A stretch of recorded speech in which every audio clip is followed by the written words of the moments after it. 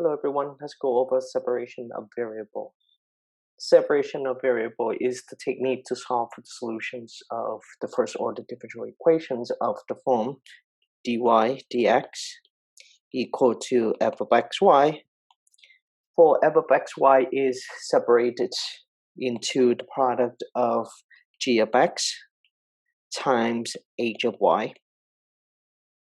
To see the separations more closely, I will divide both sides for h of y and multiply both sides for d of x. So I will get 1 over x of y dy equal to g of x dx. So you just separate anything related to y on the left-hand side of the equations, anything related to x on the right-hand side of the equations. The multiplications of dx is not mathematically correct, but for the sake of the technique, let's say that you are allowed to do so. The next step is to integrate both sides of the equations with respect to the corresponding variable. That is, you integrate the left-hand side with respect to y and the right-hand side with respect to x. And from here, to evaluate the integrals, you will apply certain integration technique that you learned before to obtain the solutions. The integration technique that you may know include integration by substitutions, integration by parts, or integration by partial fraction decompositions. Next, we will consider an example that solves the solution of the first order differential equation using separation of variables. For example, I would like to use separation of variables method to find the solution to the differential equation y prime equal to x squared over 1 minus y squared. Once again, for separation of variable method, you need to separate anything related to y on one side of the equations and anything that related to x on the other side of the equations. First of all, I would like to rewrite y prime as dy dx. And this is still equal to x squared over 1 minus y squared. Now I would like to multiply both sides of the equations by 1 minus y squared and both sides for dx. I get 1 minus y squared times dy equal to x squared dx.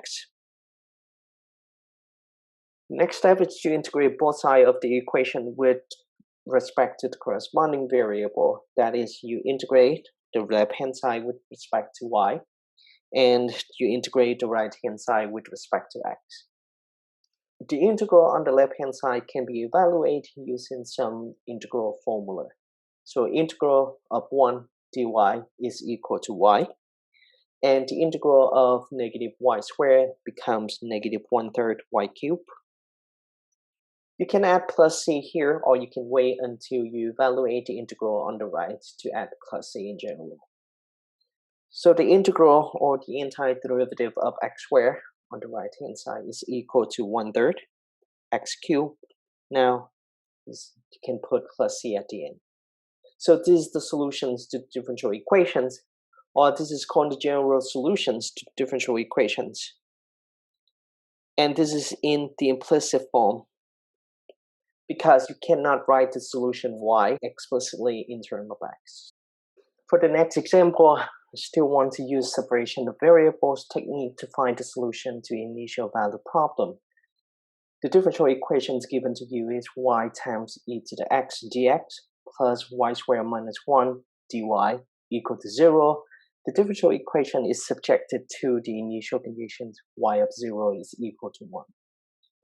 So why this is called the initial value problem? Because it consists of two parts, differential equations and the initial conditions. So first of all, you need to find the solutions to the differential equations, or the general solutions. After you get the general solutions, you will use the initial conditions to find the particular solutions. So let's start with finding the general solutions. For separation of variable, I want to isolate anything related to y on one side and anything related to x on the other side.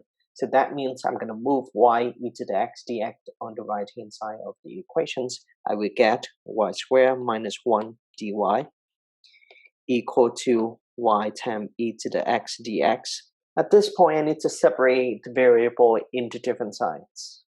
Next, I have to divide both sides for y. So that I get y squared minus 1 over y dy is equal to e to the x dx.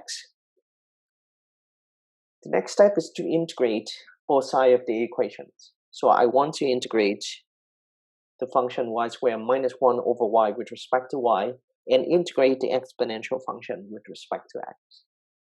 Before finding the entire derivative, I need to simplify the integrand a little bit. So y squared divided by y, I get y. And I have negative 1 over y dy.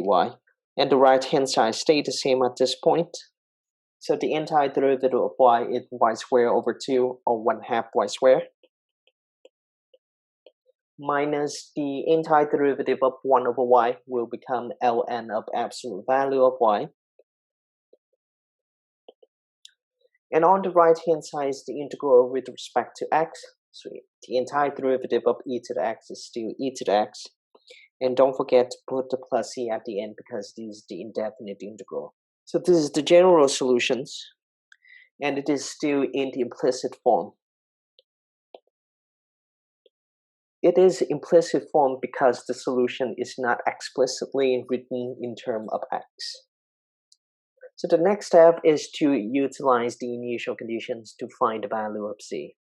And recall that the initial conditions given to you is y of 0 equal to 1.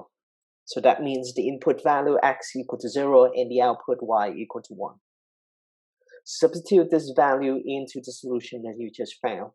You get 1/2 times 1 squared minus ln of absolute value of 1 equal to e to the 0 plus c.